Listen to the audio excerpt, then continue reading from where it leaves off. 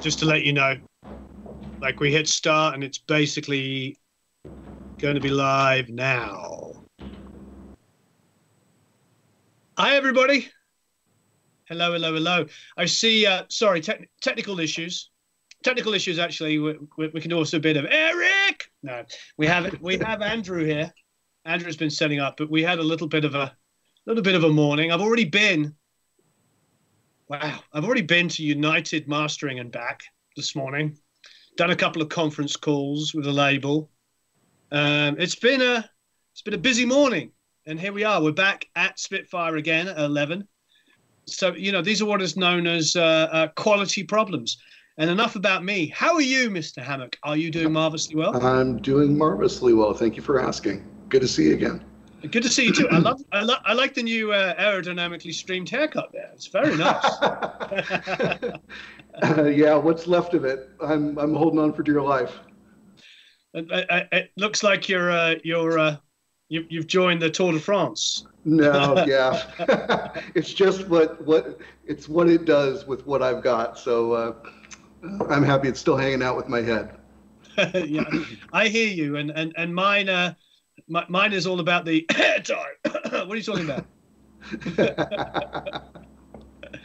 I might have more grey than you in the real world if I ever stop dyeing it. I would be surprised about that. I do actually have more grey than you. I'm pretty much white. My mother is here. My mother's come to stay, everybody. She's in the house. She came in last night from England, and yeah, it's lovely to have her here, and she's pure white. She's been that way since I was a kid. So, hello everybody. So let's. Ben is here. Jacques, Mark, and Non again. Alex, Fred and Elvis, Clint, Tom, BG, Plaid Cow, M mixing. Hey, M mixing. Sheila from Hair Dye Sheila. Loads of great people. Jerry Richardson. I'm just saying, I want to make sure David,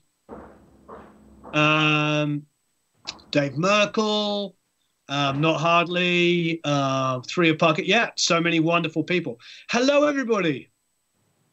So how are you all? And we do, I'm sure we can take some questions with Jerry as well. The nice thing about the Academy is it's definitely a little bit more relaxed and more focused as well. Even though it's relaxed, the focus is better. Does that make sense? Is that contradictory to say it's more relaxed as well as being more focused? Not at all. Good. It means that you've got your groove in place. That's all it means. It's an amazing community. Christian, hello there. Hey, Bob. Hey, Sean. Hey, Keith. Hey, John. Hey, Aaron. Jerry, everybody. This is amazing. So you've got a new book. I do have a new book, Volume 3 of the Beatles Recording Reference Manuals. It came out just over a week ago. So so you've only seen a PDF, but you'll have a shiny new addition to your library coming up shortly. So wonderful. We've got to make some more room for it. We have one in the background there. We have another one up there. So they're actually both hanging out there. Yeah. And isn't it wonderful that we got one to Jeff? Jeff got one before he died. Yeah, I really appreciate that. I was going to see him in New Jersey next month for there's the International White Album Symposium going on at Monmouth University that I'm speaking at, and I was going to see him there. Yeah, it's a drag. I won't get a chance to do that, but he didn't, he knew of my work and didn't stomp all over me, and that makes me pretty happy because he's a big part of it. And with the new book, he's even more a part of it because it's covering late '66 all the way through '67. So it's Pepper, Magical Mystery Tour. Clearly, he won a Grammy for his work on Pepper engineering, and he's all over this newest book. Right, this is amazing. Alex is saying this is the one book I've been waiting for. Magical Mystery was my entry to the Beatles. Yep, I think my entry to the Beatles was Hard Day's Night was the first record I got. Yeah, my entry to the Beatles was actually Magical Mystery Tour. Oh, wow. I have distinct memories as a child in a small back room that I shared with my brother, putting it on the turntable, and we had the Beatles birthday cake characters that you could get, and he glued them to the label on the middle of the record. And so the Beatles were playing in the round as I as I was introduced to Magical Mystery Tour. That's absolutely amazing. So with this book, where do you start? What's the first album you talk about? Well, I started in late 1966. So the first recordings that are happening are Strawberry Fields Forever, When I'm 64, and Penny Lane. Those all started in 66. Strawberry Fields Forever and Penny Lane ended up being a single, weren't included on Pepper. They very well could have been, but Parlophone was hungry for a single from the band, and so those were obviously very, very strong songs, and it came out as a double A side then, prior to the release of Pepper. What was their? This is a little bit of an oblique question, I suppose. What was their delivery again? It was supposed to be 2 albums a year, 4 singles a year, and how many EPs? Excuse me. No, the EPs were always a bonus. Oh, okay. But they were contractually obligated under their initial contract for 2 albums a year. Yep. And 4 sides. So A and B side of a single. So 2 singles and 2 full albums was what they were contracted for. Oh, okay, cool. I always thought it was 4 singles and 2 albums. So I stand corrected. But that would explain why the label was keen for more songs. I mean, you could easily imagine Penny Lane and Strawberry Fields Forever on Sgt. Pepper's. However, because they were separate, they do feel separate. They feel like they're their own entity. Yeah, they're both very they're both kind of epic in their own way. I mean, they're massive recordings and massive technical recordings. Strawberry Fields Forever was the first one that they did. A few weeks later, they started the work on Penny Lane, and I always look at that as in the era because Lennon the lead writer on Strawberry Fields, McCartney the lead writer on Penny Lane. There's a real rivalry in terms of the writing going on in this period. You go on and you've got the character study of Being for the Benefit of Mr. Kite that shows up, and McCartney follows that with Lovely Rita. So you've got these guys kind of duking it out for to come up with songs. And I don't know if you've ever worked with songwriting collaborators where you're bringing on, you're trying to put an album together. I have, and when when someone comes with a good track, you're like, yeah, I don't want that to be the last good track. I want to have a good track. Right. Yeah, that's very true. Couple of things. Sean says his were the 62 to 66 was his first album. I think that may have been for lots of people. They started off with the 62, 66 and the 67, 70. Those were the Red Album and the Blue Album. Red and the Blue Album, yeah. I think on the EMI building, and then that 2 different photos from the 2 different eras, which is pretty remarkable. The fresh-faced teen and early 20s, and then late 20s, hitting 30 kind of photo. I kind of would have loved if they had done that planned cover for Let It Be, right? That was the idea of that. That was the photo shoot for Let It Be. Was duplicating the first shot at. I didn't know that. I think it's at Broadcast House, wasn't it? I can't remember. Probably right.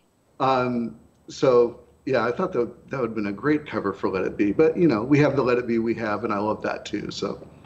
Yeah, I know it's been. I've said this many times, and Academy members probably know this really well. My actual favorite Beatles album is Let It Be. Well, if things go to plan, in a year, we can talk about that. I'll tell you all about it. I mean that's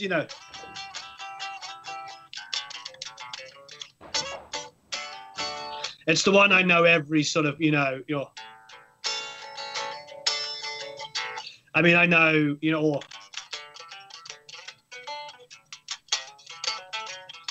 I mean, I love all of those songs. I love the rawness. Yeah. I love the story behind some of the songs being old Beatles songs that they resurfaced. And, baby, take it down on the 1 after 909, Yeah. That's one of the first songs they recorded was 1 after 909. And one then of the just first songs they wrote.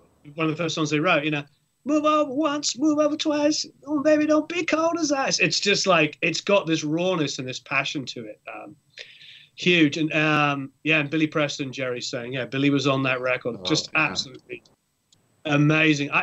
But of course, when I grew up and first got into the Beatles, which was late 70s, as a kid, I got into them obviously a little later. That was considered to be the runt of the litter. That was like, everybody was like, oh, Let It Be's their worst album. People used to trash that album and how, it wasn't really well produced and all the fighting and all this stuff. And as a kid, you don't care about that stuff. And you just put music on, you're like, but this is an amazing album. I think that point you made there is a really excellent point for just, the work that we get to do when we're mixing in general is the background stuff no one cares about. What they care about is what they hear and what they feel, right? And that album was a mess technically. But there is a vibe to it that's undeniable as well. Yep. So, and no one was fussing over that snare drum. Right? They weren't spending a week on the snare drum. It was just they got the overall feel for it. It was right. They knew what they were doing. They knew what they were doing with it. So despite it being a bit, of a mess, they didn't even have a proper studio at the time, right? They Apple Studios where they did the tracking. If you've seen the movie, you might have the misimpression that they did a lot of work at Twickenham. That was almost exclusively rehearsal work that was done at Twickenham. So they come back to Apple. They've got, I think, George Harrison's 3M M23 8-track, and they borrowed 2 of the red mixing boards. They had a red 37 and a red 51 that they had to borrow from EMI, along with Fairchild limiters and Altec compressors, all this borrowed stuff to hack this thing together. So on the technical side, the recording's a mess, but what comes out the back end of it and what we remember is just the culmination of it, that we love it. Right. Yeah, absolutely. Sorry, it's my fault for talking about the album that is not actually in the book. That's okay. That's okay. So somebody's saying the voice and the video are out of sync. Is that correct, Andrew? Andrew's watching on YouTube. He might not hear me. It's going to be delayed by about 40 seconds before he responds. Lots of people talking about how they discovered the Beatles. David says, I remember before the Beatles appeared on Ed Sullivan, there was a huge radio campaign to lay the groundwork. The Beatles are coming was the mantra. Yeah. I obviously don't know about it. Oh, and a quick one, just because there are a few people from Britain watching this. So the video transmission is coming before your audio, it says. God bless the gods of audio and video. I don't really want to stop this and restart, though, everybody. That's the only problem. It's probably the only solution. Then we'd have to send out a new link, and sounds like a horrible nightmare of situations. Do you know what it is, Andrew, it's causing it? I'm not exactly sure. I think it's something with Skype, but I was thinking just getting the video, fixing it up, and reposting it after. Okay, yeah. So Andrew's saying you are screen flowing this, yes? Yeah. Okay, so not screen flowing. We could just download directly from. Okay, so what Andrew's saying is he's going to download the video afterwards and then fix up the audio to the video. So for those of you who are watching, we appreciate your patience. Unfortunately, the wonderful world of Skype and YouTube and everything doesn't always behave like we want it to. But interestingly enough, we are Google and Microsoft duking it out is what's going on. I think it's always Google and Apple that are having the fight. Mark says it's not that bad. Jacques says we will survive. There you go. That's a spirit. Okay, good. Sheila says it's out of sync, but we can understand the We understand the conversation, and Justin Carty's blaming the flux capacitor, which I think is very, very true. And as Jerry said, it's okay, let it be. There you go. Boom, ching, nicely done. And Tom says, just call NSYNC. Oh. Darko says it's not very bad. There you go. Leo Fred says that he was also introduced by Hard Day's Night. I think Hard Day's Night, for me, I want to get back to obviously this third book, but for Hard Day's Night, the reason why I got into that first was because of the movie. Those of you that are from the United Kingdom, from Britain, will know that every Christmas, the Beatles movies used to play. So you'd get to watch Hard Day's Night and Help and Magical Mystery Tour and Yellow Submarine and Let It Be. Because in the 70s, they would show Let It Be all the time. It was before it got pulled out of circulation. Now I believe it's the only way to get it is like some cracked video copy. You know, I've seen people sell DVDs, so I've heard, allegedly. And this is, and I'm sorry, we're still talking about Let It Be, and it's entirely my fault, entirely. But I hear that's because Paul was very sensitive about singing Long and Winding Road with a Pakistani accent or an Indian accent was one of the criticisms he got. And then, of course, the fight between George and Paul, where he does the "I'll play whatever you want me to play," was another sensitive moment where he let the cat out of the bag. That apparently, this is all me speculating from what I've heard. I could be completely wrong, and I'm quite happy to be wrong.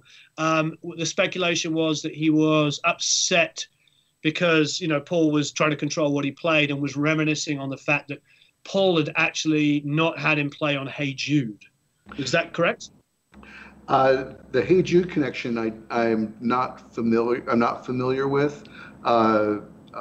You know, he didn't play on Hey Jude though at all. So there is that truth to it. Now, whether that was because he was doing something he didn't like, hard to say. But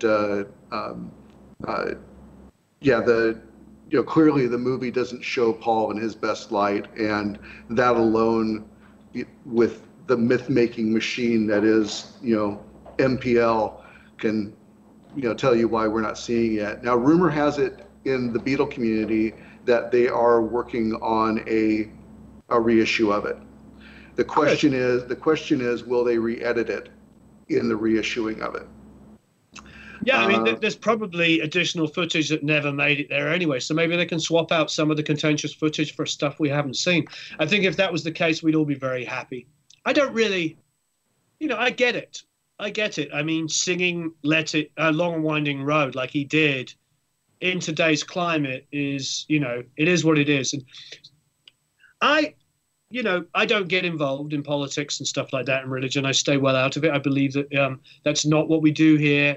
We're talking about music. And so I stay firmly out of it. And I believe that we are welcoming of everybody in the community.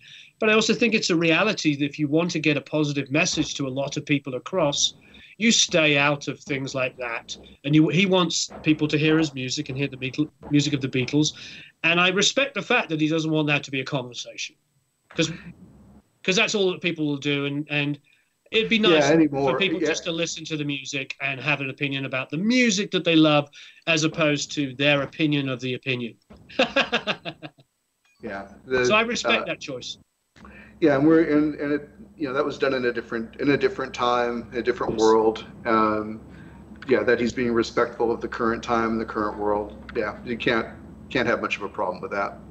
Yeah, and we're all here because we love music. We all love music, and we all love recorded music, and we love everything about it. So anyway, enough with the Let It Be. Entirely my fault. We'll take it on the nose on that one. I think, we've got a lot to talk about with those albums. And as you say, they're a golden period for Jeff Emerick, God rest his soul, who recently died. So where does it start in the book? What album do you start with? Or what recording do you start with? Strawberry Fields is the first recording covered in the book, and that's in late 1966, December. Then it moves into When I'm 64. They worked on next, then Penny Lane. Oh, wow. Then the first song of 1967 was A Day in the Life. Oh, wow. Did not know that. It's interesting to see that When I'm 64 was between those two, although it sort of makes sense after Penny Lane. Yeah, it's a manageable recording, right? It's not Yeah. it's not nearly as complex as well, Strawberry Fields, which is it was the beginning of When I'm 64 is sandwiched between Strawberry Fields and Penny Lane. Now, of course, these overlap. They didn't work on just a track. Um, uh, Strawberry Fields, I believe the recording process happened over, I think, 32 days Wow. with different sessions. So not full day sessions on it, of course, but work on it off and on over, I think, 32 days. That's amazing. And mixing and Sheila say music is their lives. I mean, it really is for me. Ask my wife. She's always making that point. Even this morning. So yeah, I love Strawberry Fields Forever. I mean, people are mentioning that as well. That's a wonderful song to talk about. There's obviously there's the famous use of I believe Mellotron on it. Is that the? Oh yeah, there's a handful of Mellotrons on it. I'm jumping to it right now. Super complex recording. So the song, for those that aren't deeply aware of it, the song is a edit of two different versions of it. The front end of the song was the third recorded version of it, and the back end of the song was the fourth recorded version of the song. So they had gone through two full kind of versions and takes on what they wanted to do with it before they got to what we hear as the front end of the track. Right. And the story is a pretty famous one if you're a Beatle fan, where when they had completed these two different versions that were at version 3 and version 4, that were at different tempos and in different keys, Right. Lennon came back to George Martin and said, I like both of them. Can't we use the front end of version 3, and can't we use the back end of version 4? And Martin said, well, John, different tempos, different keys. And he goes, you can make it work. Nice. And they did. Remarkably, when they used Varispeed, which is a process where you're able to incrementally speed up or slow down a tape machine from its primary tape speeds. In this case, 7.5 and 15 inches per second on the Studer machines. Yeah. By utilizing Varispeed, they were able to match up pretty closely the tempos and the pitch of each version to get them to meet somewhere in the middle. Oh wow! Now I'm going to go back and listen to it. So where does the cut happen? Well, you'll hear the front end of the song is a very standard arrangement. I'm looking at my notes here on it. Before they broke on it, it's got 2 Mellotrons, drums, maracas, bass. Actually 3 Mellotrons, I'm sorry, and guitar and a couple of vocals. So it's a very standard sort of rock and roll front end on it. Now, when you hear the cacophonous drums come up, and it's at the start of one of the chorus, let me take you down, and now you get this huge drum part, multi-drum part that comes in. That's the fourth version of the track. That's where the cut's made. Oh, okay. So it's actually quite early on in the song. Yeah, it is. It's okay, pretty good, early good, in the good. song. Oh, okay, good. So I sort of thought it was second half. Now it sort of makes sense. And I think it sort of feels like there's an intro piece, and then when that huge thing comes in, let me take you down because I'm going to strawberry fields. Yeah, you have that I call it a cacophony of percussion that's going on, and that is it's two drum sets, bongos, finger cymbals, gourd, timpani, tambourine, and maracas are all making up that. Sergio says he thinks the cut is at 1 minute and 3 seconds. I'll take it. Yeah, you're probably right, Sergio. Blue Jay Way is in Los Angeles, and I have been there many times, Jerry. In fact, it was the second day I was in LA. I made the person that was driving us around, like, he was, what am I talking about? It was a woman that was driving us around, take me up to Blue Jay Way so I could have that view of Los Angeles. It's quite famous. It's up off of Sunset Boulevard in West Hollywood, and they sort of take you up, and it's like a beautiful view of Los Angeles, and there's a little sign that says Blue Jay Way. I think I took my photograph up on there. We're talking in the days of film. I have no idea where that shot is, but I'm standing under the sign that says Blue Jay Way. Tape speed. Somebody's asking, how wide was the range on the tape speed? Well, they had two standard tape speeds on it. So it was a Studer J37 was the machine, 1-inch tape. Yep. 1-inch tape 4-track. The two standard speeds were 7.5 inches per second and 15 inches per second. But by use of an external device, which was their Vari-Speed rack that they had, frequency control rack was what they named it. It allowed them mathematically to change the pitch of the song. So the way that they did it was very musical. They figured out, let me back up, I apologize. The frequency control rack was made up of an oscillator and an amplifier. And it was wired into the drive motor of the tape machine, of the Studer.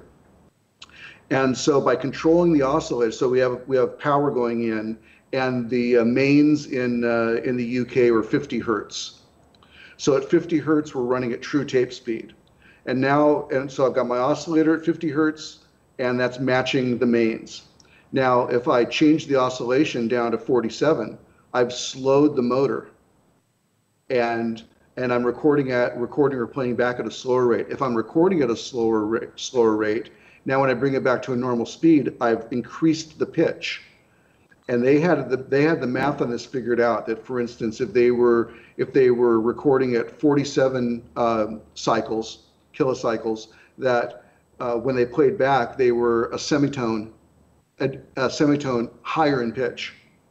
So they would use this musically to detune and increase the tuning on a particular song, depending on either the effect they want to achieve, or if they were having a problem with performances.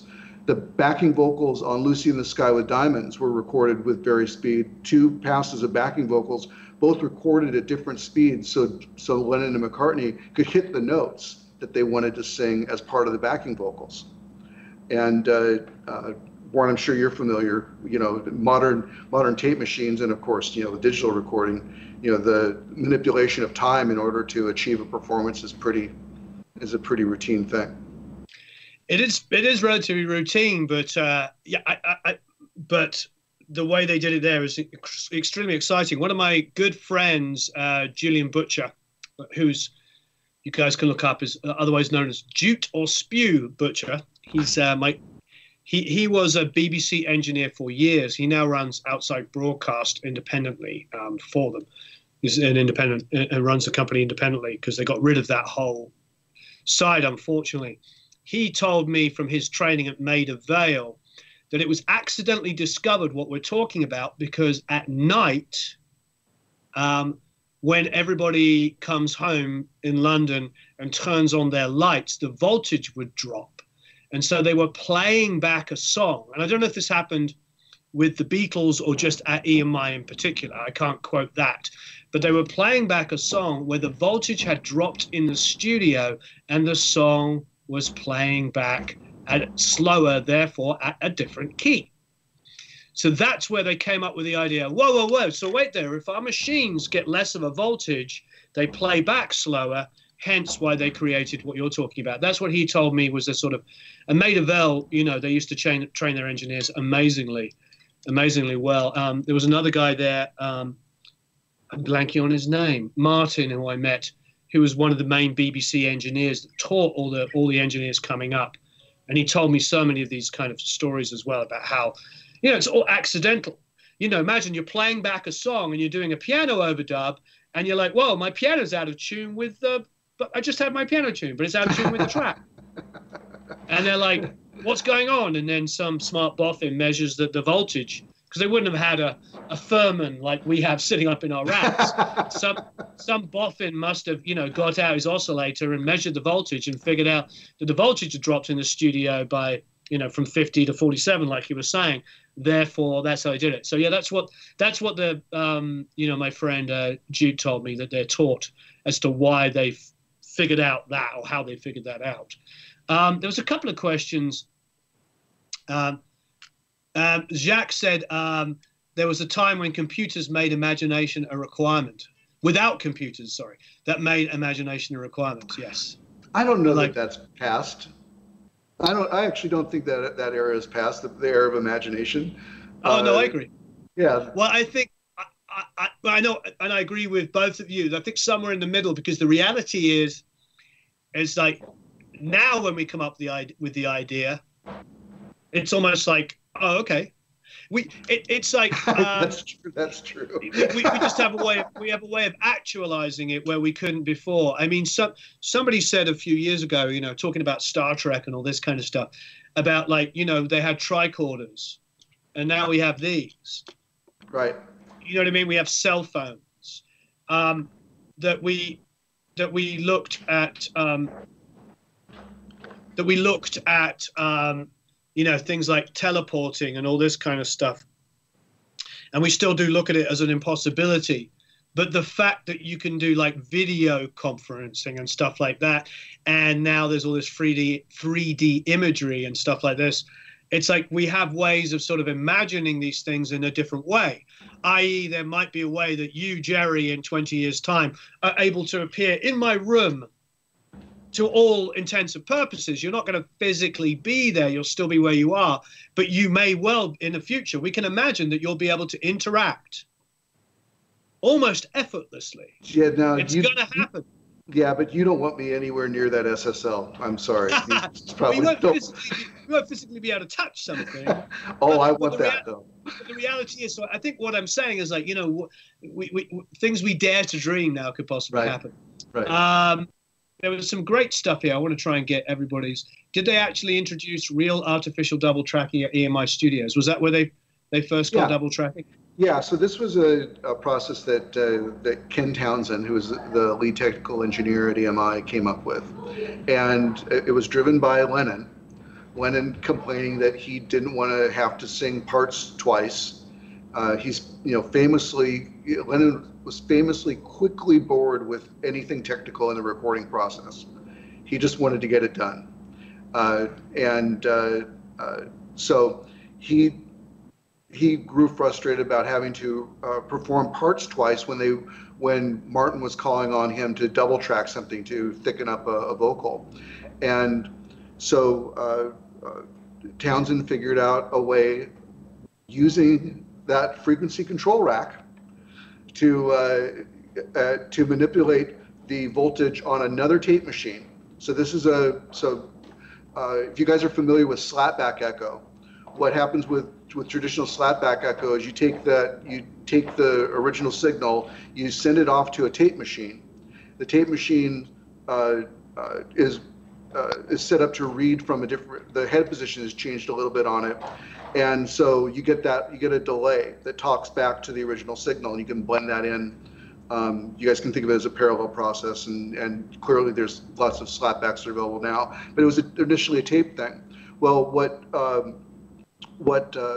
Townsend figured out was that if you varied the oscillation, therefore varying the speed of that second machine as it received the initial signal, that it sounded like a natural double tracking that was going on, though it was completely artificial. It was driven off of a pre-recorded signal. So this wasn't something that happened live. It was something that you needed a recorded piece of audio that you could send now out, and that's how they would use it. So it's and if you want to see that in action, you guys have access to if you don't have the tool, you can download a demo of the Waves ADT, and they have actually a graphical representation of the playback heads that show it moving in and out of phase and changing in the delay. And those were the exact same things they did. They used an oscillator to either actively sweep to control that, or they would set it at an offset that sounded natural. Yeah. Oh no, absolutely. Ron is talking about buying the Beatles songbook, which really caught my eye, because I remember buying that Beatles songbook. I had to save up quite a lot of money. You know, for me, I think I can't remember how much it was, but it was definitely outside of my paper route money that I was getting for the week. And I remember buying it, and they were saying you'd have to tune you. It would say it would be, you know, it was definitely a G voicing on a song, but when you came to play along with it, it was like F sharp and a bit. You know, it was just like. It was the Hal Leonard book that's out, the paperback Hal Leonard book of the Beatles songs. No, there was a book in the UK. I don't know what it was called in America. It was just called The Complete Beatles. Okay. Ron's in the UK, and it was this pretty decent sized book. It wasn't A4. It was a little wider, so it was like wider. And that was a great book, but all the keys were all slightly off, and it was like they were the right shapes. But because of various speed, because maybe they're like, give me an E, and they're all sort of tuning to, like, you know, another person's guitar. Yeah. One thing I wanted to touch on, because we're talking about the various speed stuff and all this, is it true that Penny Lane was sped up? Sped up, slowed down. Yeah, various speed's all over that. It's all over it. But the online conversation, the reason why I ask is the online conversation is that people talk about Paul McCartney's voice, that you can tell it's sped up because it's like Penny Lane, there is a bar, and they say it sounds like he sang it at a lower key. This is the speculation online, and then it's sped up, and is that true? Yeah, it was mixed. Let me jump to it. Just a second here. Jump to the end.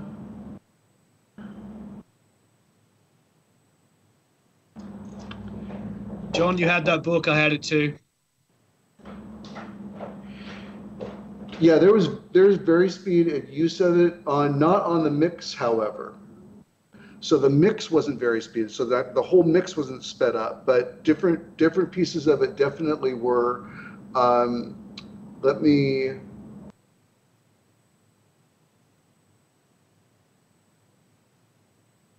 His vocal was not very speeded. So his vocal did not utilize that. But was the mix at the end sped up? No. Okay, just pieces of it as they went along to record things, pianos and that they plugged that into, and they would try it on a number of things and not commit to it as well. You know, this is a period where they're always experimenting, but some of the experiments didn't take. And let me jump and see if I can, just a second here.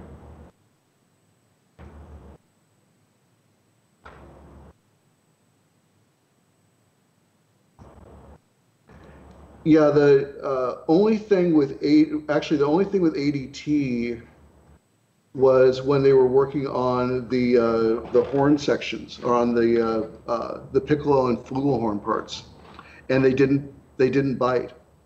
So. Yeah, so I'll correct myself there. There's no ADT on that song. On Penny Lane? None. Yeah, none. That's crazy. Well, there you go. Yeah, one of the aspects of this work that has continually surprised me is, like everyone else, you know, you hear stories, and stories become myths, and myths become facts. And very quickly when I got into this, I realized I had to kind of throw out everything I thought I knew about this, about what went into making these songs come to life. If I was really going to discover it, I couldn't go in assuming I knew what happened. And you know, with the Beatles, there's lots of assumptions as to how they pulled it together. But I had to have my eyes open to if information was coming down that was just rumor. Well, if you can't back the rumor up, then it's just rumor, and that's put aside. It didn't make the cut. That's a great point. Justin is asking, was there a standard way they tuned? Did they always tune to a tuning fork? Were they tuning a piano? Were they tuning to each other? Or was it just whatever? Well, I mean, there's pictures of them in the studio tuning to the pianos. Yeah. So and that makes plenty of sense, of course, because that instrument is not getting tuned that frequently. And if you've got any inkling you're going to use a piano on a track, tuned to a piano. Whether they had tuning forks or those sorts of things, I'm unaware of that. Yeah. I would say piano. I think that was as soon as we got a keyboard in our band, especially, later on when things started getting not necessarily digital, but the first synths and stuff that we had, we would always tune. You always naturally would tune to some kind of keyboard instrument if that's what you had. Just because as a guitar player and the fact that each of these strings are individually tuned, if I had some kind of, but it was interesting though, because of course, being a guitar player, if you tune to a piano, the E and the B might be in tune with the piano, but didn't quite sound right necessarily all the time with guitar players, because they're both instruments are a system of lies. Pianos are approximations and guitars are approximations, being tuned in fourths. An A major, that C sharp sounds slightly sharp when it's in tune. It's just the way it is. So I know from making records over the years, if you've got an A major chord like strumming away against a piano, we would always detune the G string if it was like a barred chord to get the C sharp flat. Or here, that's just what you did. I mean, making that second Frey record, for instance, I went in there and detuned and retuned chord by chord so much stuff because it's a piano-based record. We have a different set of tolerances now. People didn't have Peterson strobe tuners. They didn't have, what I mean? Strobe tuners. It was like what sounded good to your ear, what worked, and it is what it is. Yes, and I think the wonderful world of auto-tune has really ruined it, because the problem for auto-tune is like, I have no problem with the technology, but it's made all these absolutes. Everything's now absolutely in tune. Things are like where most of the music we grew up listening to, especially bands like Zeppelin. Whoa, try to play along with the Zeppelin record in one album. It's like E flat, E sharpish, not quite F, E flattish, we would just be. Yeah, and and what comes out of that, and I think maybe some of the durable quality of the classic rock that I love and gravitate to, is how unique that is. As they were cutting these albums, they weren't stopping between every take and tuning. They were playing. If things got reckless, they'd stop and tune. But if it sounds good and it feels good, we're just going to track that. And sometimes at the back end you're like, what key is that in? Well, it's sort of in A, but not quite. And in relation to what you're talking about with auto-tune, it's a really useful technology, but I think it's one of those things where a little, as far as pop and rock goes, if you're going for more of a classic vibe, you have to be thoughtful about when you really put it to work. Sometimes you want those vocals to slip around a little bit. Sometimes that's the essence of the performance, and it doesn't have to land on a pitch. Right. And people are talking about absolute tuning and how perfect is not possible. Yeah, I think the big point to remember that is, there is no such thing as absolutes, because C sharp and D flat are two different notes. And so all that happens is on a guitar and a piano, there's an approximation between the two notes. So that's equal temperament. Those of you that know your equal temperament and know about Bach will know that if you play an instrument that has no frets and you play a scale going up, it's slightly different to coming down. And that's just kind of like, so what Bach did is he created equal temperament, or in his period as well. So everything's an approximation. But anyway, we'll go off on one of those tangents. I'm sure I created the tangent, as usual. We had the first tangent was Let It Be. The second tangent is now equal temperament and tuning. But it is interesting. It is interesting because I think it tells the same story about the creativity. And like you were saying a couple of minutes ago, you know, they weren't stopping to like use their Peterson strobe tuners in between takes. And so, you know, and it's happened to me. It happened when I first started recording. You come back like 2 weeks later to a song and all your basic tracks are out of tune. And you're tuning your guitar to the tuner. And it's like, oh no, you know, that's correct. F sharp and G flat are different to certain composers because they are actually different. But yeah, so you'd come back and I would have to like detune to what the original stuff is. But what I love the idea of using the Verispeed. I love it because, and it's interesting that we don't think that way. I think for elastic audio and in all of the different pitch and time, Serato, whatever it is, all of these different things, we're always nervous about using it for obvious reasons. Across drum kits, it's horrible. It messes with the phase, the relationship, you know. There's all kinds of horrible things that happen. It's getting better. But that's because we do deal with digital absolutes. So we're always a little nervous to do things where obviously in tape, there is no choice. It's the only thing they can do. They have to make it faster or slower. They have to pitch it up or pitch it down. So they just do it. They're fearless in their decision-making process. And that I believe is probably the biggest lesson for me when I hear you talk about this, is that fearlessness, that just kind of like John saying to George Martin, you know, oh, so they're in two different tempos and in different keys. Oh, well, you'll make it work. You know, and it's that fearlessness, I think, in all creativity. It's not just uniquely the Beatles, but in a lot of the stuff that we love is what makes the music so great. And I think that given the technology we have available now, I think we need to just go in and be fearless when we're working with artists, when we're producing our own tracks, when we're engineering, when we're mixing. Just try it. Well, we've talked about this before too, that because of the limitations that they faced, commitments had to be made. So when they're doing that, the process where we've run out of tracks. You know, I've only got 4 tracks. I've run out of the 4 tracks. I've filled them up with my guitar, bass, drums, and vocal, and now I gotta make some more room. And they would do tape reduction remixes, bouncing those 4 tracks to another 4-track machine. And as they're doing it, they're mixing, and I'm mixing it down to open up. Sometimes I'm opening up 3 tracks. I'm taking those 4 tracks and I'm throwing them down to 1. At that point, they were playing with Verispeed if they had to or if they wanted to. They were adding artificial double tracking if they chose to, if it called for it. They were doing their chambers or their plates if it called for it. They were compressing, they were EQing, they were doing all of that right then and there.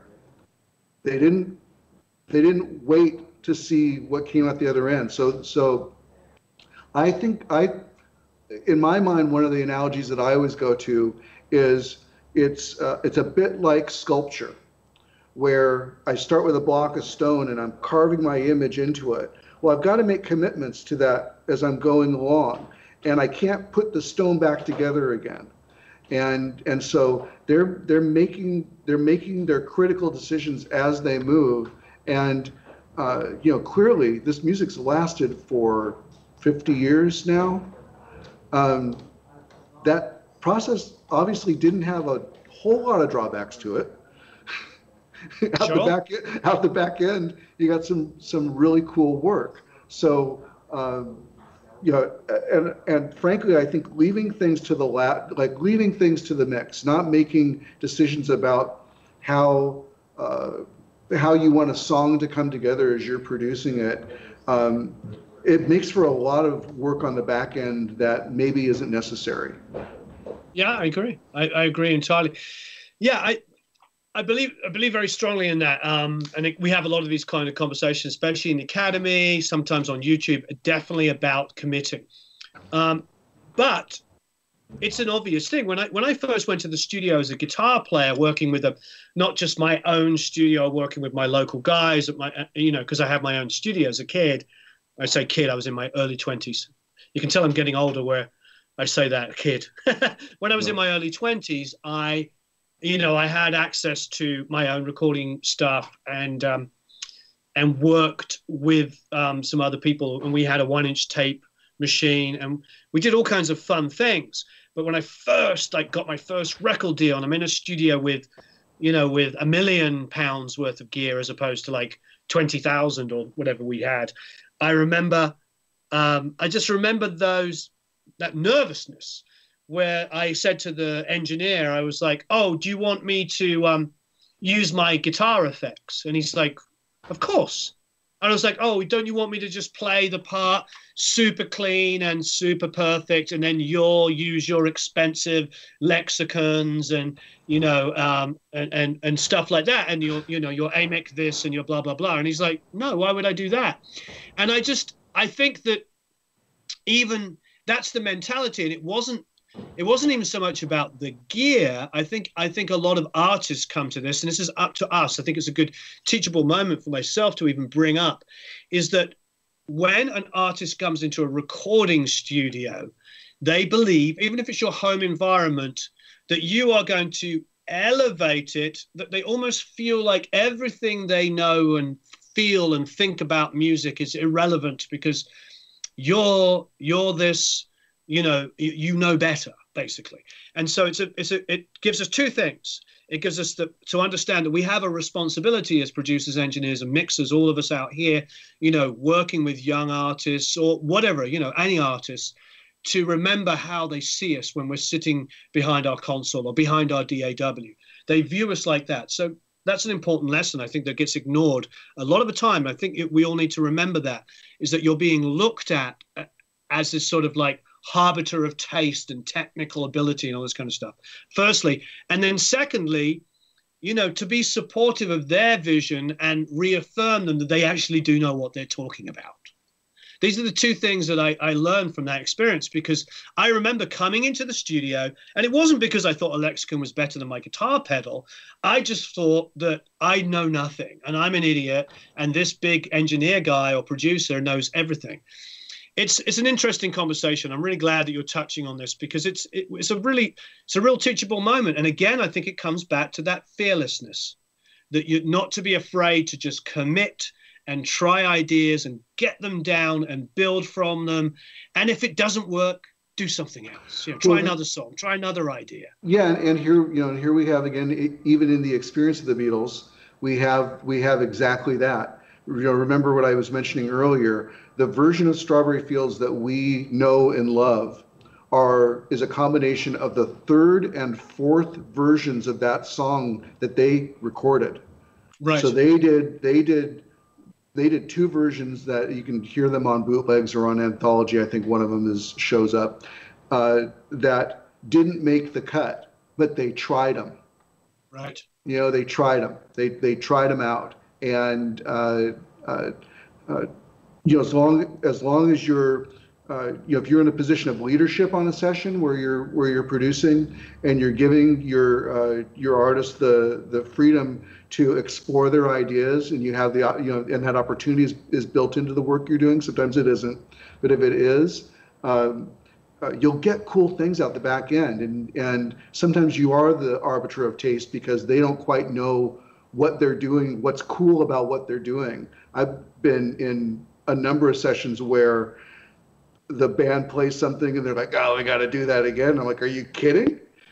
You know, why? Because that's so cool. And I'll go back to the track and show them why that's so cool. Unfortunately, you've frozen, Jerry, but we can hear you.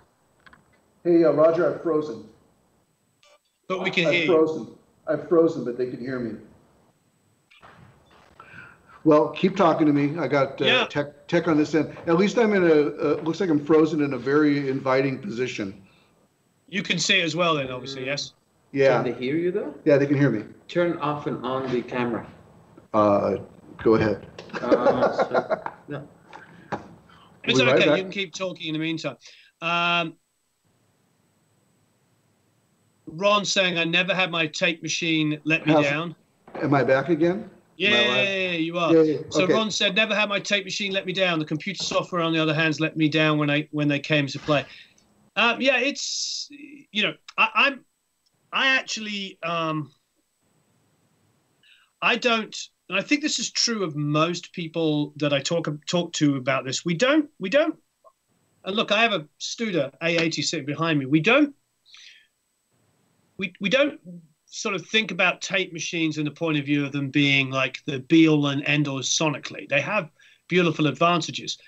It's just what it created. It created this environment of commitment. And I've said it many times, so I apologize to the Academy members who hear me say this, but the idea when I was making a record that I would come in and listen to the playback and then go back into the room and adjust my performance is something that's really gone now. With young artists, they just come in and go, oh, okay, cool, yeah, I'm behind there. Can you fix it? They never go, oh, let me redo that. And that's just kind of the reality. And the producers and the engineers are happy to do that. They're happy to fix it. Do you handle sessions that way? I mean, do you push your artists to? Of course I do. Yeah. Yeah, I was going to say because I don't want to record crap. Right. But I also, one of my biggest things is, and probably everybody's heard me talk about this, but one of my biggest things is the responsibility we have as producers, engineers, and mixers, songwriters, everything. Our responsibility is that the artists we work with learn and grow from working with us. And they will come back to you, everybody watching, they will come back to you and work with you if you employ the ideas that we're talking about here. Anyway, enough of my famous tangent. So we've gone on, we talked about Penny Lane, Strawberry Fields. When I'm 64, what can you tell us about that song? That we may don't know. Any kind of tidbits of information? Well, yeah, interestingly on that track, it started off really basic, guitar, bass, and drums. And then a piano was overdubbed, snare overdubbed to reinforce the beat, vocals. It was super straightforward. They ended up with one tape reduction on it, simply to make way for the clarinets. So really clean recording. And another thing that you know from working with tape and working with limited tracks is you plan these recordings. You plan out that flow of work, and it's planned both from knowing on a technical end that if I have to collapse things, I need frequencies that are within a certain range together. That makes sense to bring those kind of parts together, but also with the workflow that they were doing in the studio. They had you had to stage the session, plan the allocation of the tape as you're moving ahead. Once you know what your vision is for the song. So I think most of us have a picture in our head of what we think this song is going to be. What the song we're working on is going to be. If we're producing, we hear the band play it and we have an idea of what it can become. Part of what the Beatles had to do, what George Martin had to do, was then take that vision of it and logistically plot it out so it could be executed. Right. So that track in particular is pretty straightforward. Okay, well it's interesting because so what did they do to make room in that later version? What were you saying that I missed maybe what you were saying? They muted or they took out or they produced slightly differently to make room for the clarinets? So so what they did was the first work again was guitar, bass, and drums. Yep. Then they added piano, snare, and vocals. Oh, okay. So the reduction was they moved the piano together with the guitar, bass, and drums to a single channel. They recorded a couple of passes of vocals that they then ganged together on a channel, and right. then a further overdub was backing vocals and chimes that they added to the snare track. So that was added to the track. There was room in the track for it. Another thing that you don't do often in modern recording, right, is gang performances on a single track. Like I've got space on the tape in this area. There's no performance there. I can do the chimes there, or I can do the guitar solo on the lead vocal track because no one's singing there. Those were decisions that you'd make back in the days of tape that you don't have to make now.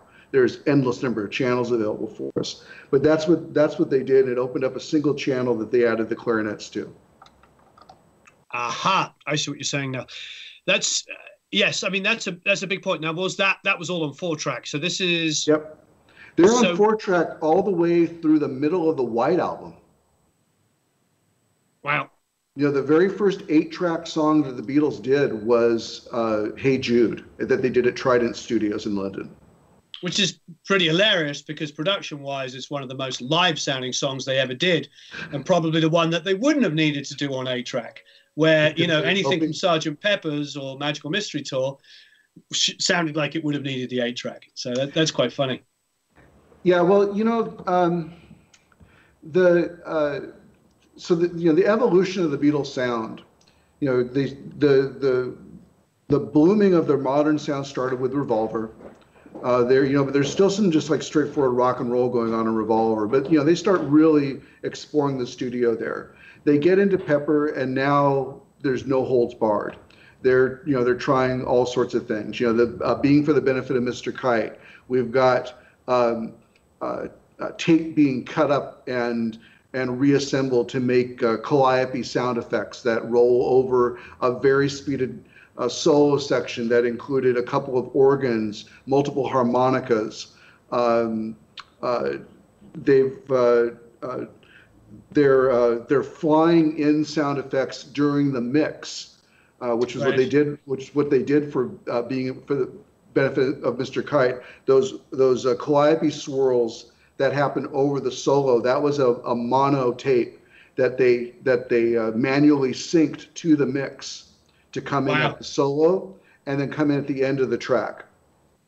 So they're doing all of those sorts of things. You get into Magical Mystery Tour, and now all the lessons they learned in Pepper are being pushed to the nth degree. They're doing I Am the Walrus, right? They're really pushing the envelope with what they can do. We get to the end of this, and you would think by the sound of the White Album, which followed in '68, you'd think by the sound of it that they have stripped things down, but they really haven't. They've just chosen a different palette to still do very progressive techniques in the studio. They just changed the palette. They changed the color of paint that they were using to create their rock and roll in that era, compared to the psychedelia that they were exploring during the Summer of Love. That's amazing. I think for me, it's interesting because Clint just made a comment about 8-track sequences and keyboards.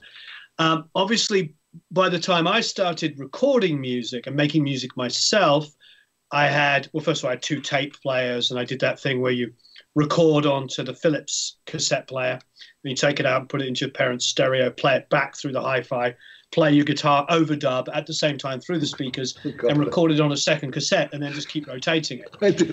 And you'd end up with kind of in the background. Oh yeah. Yeah. But it was enough for me to figure out how to harmonize. I remember trying to figure out how to play harmonies in a blues scale, and figuring out, if I had a riff, and it was very primitive. I thought, well, you just count 3 notes, and then you'd end up with fourths. So you'd end up with,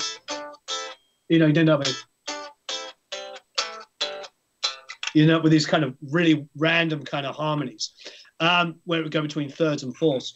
But it was great, and it was my way of learning it. And then, of course, 4-track cassette.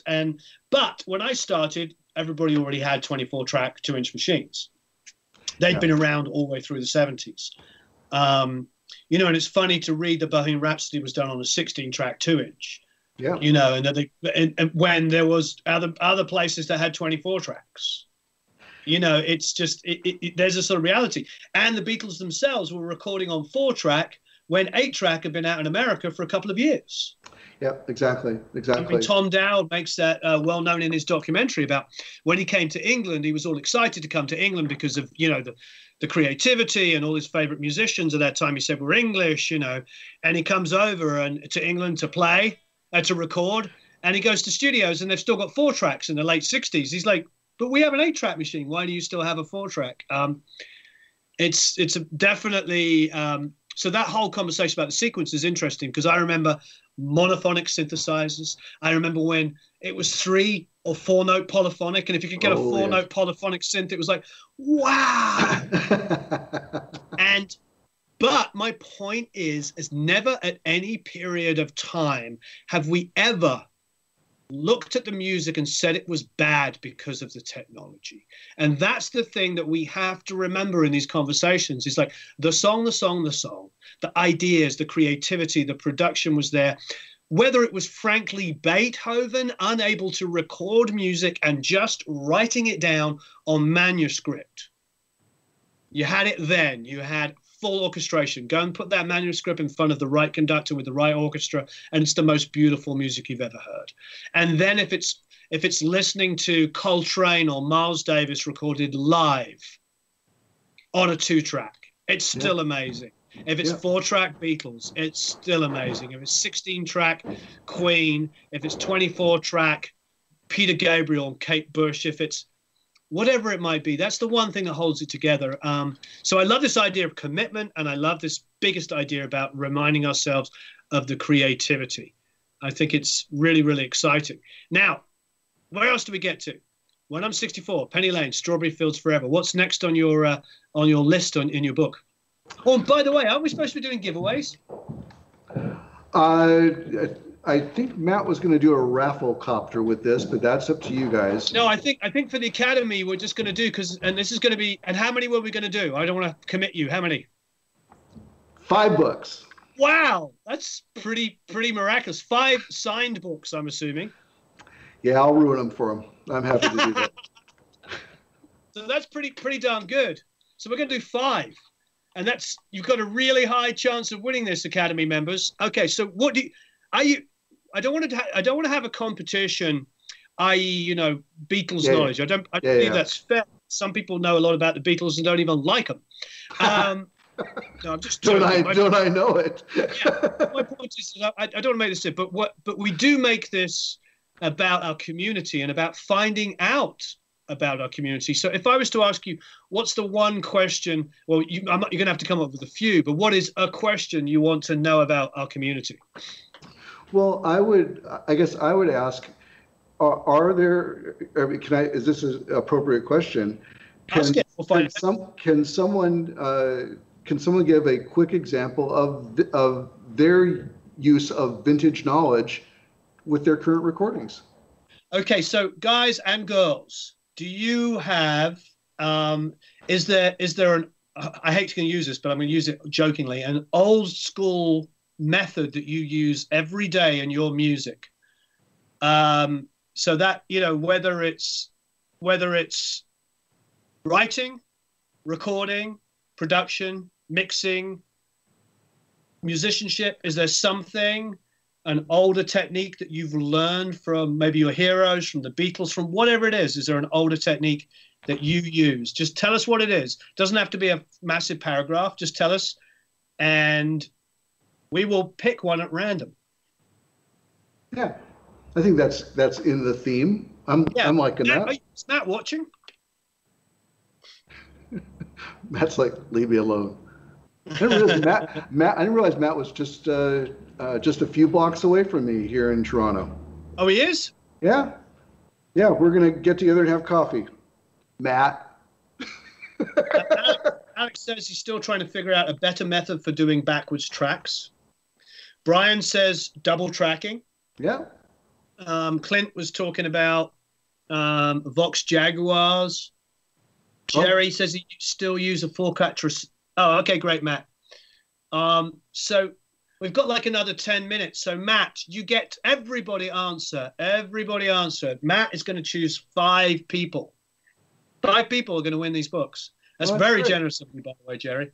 Well, I appreciate the Academy. I participate online in Facebook with the Academy and drop notes every once in a while. And I can tell, the people there are committed to getting better at what they do. And I am too. So I've learned from them as well. I appreciate being able to be able to participate. Well, let me read you out some of these because this is really good. Ron H says, I'm over 40, so everything is vintage with me. You don't have anything on me, Ron. Or me. Fred Nova says, always track the song with an acoustic first. I think that's the way I like to work. Simple. Start off with an acoustic vocal or a piano vocal. I think that's a great... Yeah, like a guide track. Guide tracks are wonderful. Jerry says he still starts recording on a 4-track for the bass, and then he imports it into his session. I like that. Ron says he likes to uses reverse guitar solos. Tom C says he's vintage. Not Hardly says, yes, I like this. Computer tracks sound like they're in a room with bleed. That's good. I've got something on that, actually. We talked about, actually, an article I did for your blog, Warren, about when doing a day of preparation for a mix. And one of the things that I've played with is using using a reverb, a room reverb, and for especially a dry track, and actually putting a little bit of a room on the tracks before I mix them, to give them a room to start with. And I mean, talk about a commitment, but one of the things that I heard from or read in an article from the engineers at Capitol was that sound that everyone loves out of Capitol Studio, they said 80% of that's the room. And so the way my thinking went then was, and I played with this, is what if I build a room. I build a room for these digital tracks, and it's not like some grand deep reverbs or things like that, but it gives just that little bit of color and initial depth that I'm mixing from. And it doesn't work on everything, of course, but it was kind of a cool way to, for me, it's about establishing a vibe, and that was one way to do that. No, it's fantastic. M Mixing says double tracking vocals. Jacques says that most of what he does now is rooted in his past experiences of recording that way. Hey, Monty. Monty's just came in. Tell us anything you've learned from any old techniques, vintage techniques that you've learned from either listening to other music or that you still incorporate and you bring into modern recording. So you're sort of still working in a way that's, I suppose, vintage, organic, a different way of sort of thinking. What's the craziest thing you've ever heard the Beatles do in the studio, says Keith? What's the craziest thing that I've heard them do?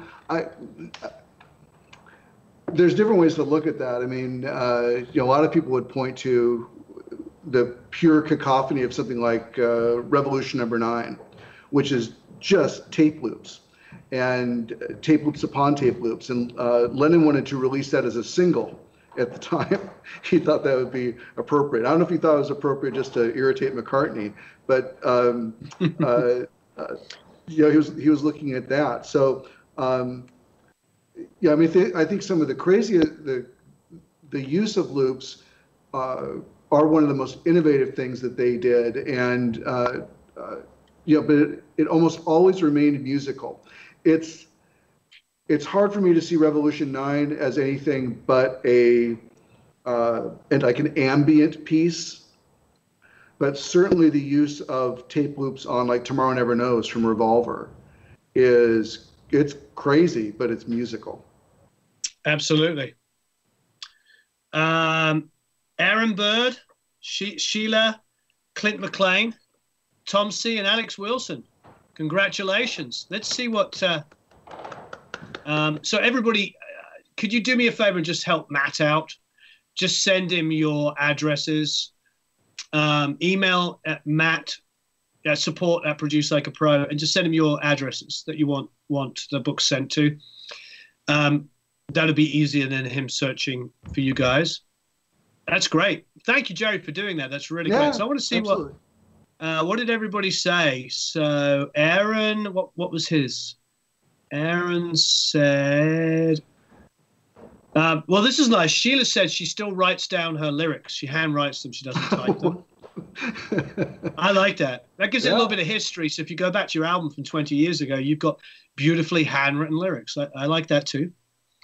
I'm trying to find what Aaron said. I don't know what Aaron said. Aaron, what was yours? Can't find it. Tom C. All right, I can't find everybody's thing. I'm useless at this stuff. Tom C said cuckoo cachoo. There you go. expert joking smokers. Well, Mr. Warren, yes, sir. maybe you would share with your community one thing that you tend to do on sessions that you would consider old school. I still do pre-production. I sit down with acoustic guitars.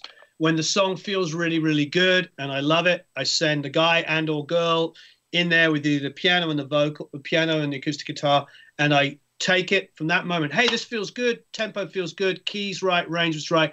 Go put it down. And they go in the other room and they play it to the tempo we've decided on, that we've worked out in the room. And sometimes that is the final vocal on the final acoustic guitar. And then I build the song from there. What I often do is I take the acoustic guitar track, they'll sing it live, acoustic guitar vocal. Then I will get them to play acoustic guitar against that. Yeah. And then I might get them to sing to that new acoustic guitar. And it's locked. I have a separated acoustic, a separated vocal. Yep. And I build from that. And a lot of songs I've done over the years, and some of the more successful ones I've worked on, have been done that way. I love guide tracks. I've gone in recording things, and the guide track has gone sideways, like toward the end of the song. But it's cool that I wouldn't have done. And then when I start building the song on, building the arrangement on top of it, I follow that sideways direction.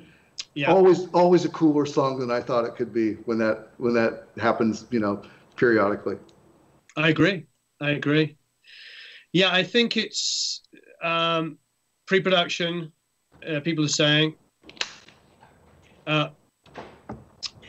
Yeah, I think pre-production is really, really huge for me. The other thing I will do, that might sound really obvious, but do you know how many records I know that people make with zero pre-production? Because these days, the artist may never have rehearsed as a band. They may have just demoed their songs on their own, and then they send you their tracks, and then you start working from that. I get that a lot as well. Like I'm adding overdubs to already existing tracks. It's it's definitely, these are the kind of situations that we get put in. Anyway, we're going to wrap up in a second. This has been absolutely fantastic. I would like to finish on a little bit more Beatles and a little less me. So what's next in your list on your book on number 3 here? Well, if you're going in chronological order, it's a big one that we probably won't have time for, but A Day in the Life was the next track that they worked on. Famous recording, started very modestly with, in fact, I'll just jump right up here to it for you guys, really modestly with Lennon on acoustic guitar, McCartney on piano, Harrison on maracas, and Starr on congas. That was the backing track. Lennon printed his vocal next, and he printed it with slapback echo. So it was recorded with the slapback in place. He liked that effect because it gave him a feel. So the timing of the slapback gave him a feel for how he wanted to articulate the vocal. The vocal is actually, though, he patched it two other times. So the vocal that you hear on the finished song is actually a comp of 3 vocal parts, the lead vocal. So that was all comped together then. bounced down to one track with that backing track that I described, acoustic guitar, piano, congas, and maracas. That opened up now a couple of tracks for McCartney to do some of his work, his vocal work, and the bass and drums. So bass and drums are actually the last parts that were tracked for that core backing track of the song. And they did those a couple of times. The first time was more of a kind of a groove, and they didn't like it. And so when they came back to it, then you got those very orchestral drum parts that Ringo ended up doing on the song, was that filled out that backing track. When it came time to now to figure out what they were going to do with that open 24-bar section, and they decided they were going to do the orchestral bit to that, they were out of tape, and there was no way the orchestras were going to get onto that backing track. So this was the first time that they synced up two tape machines, two 4-track machines to run together. Oh, wow. Now that didn't really work.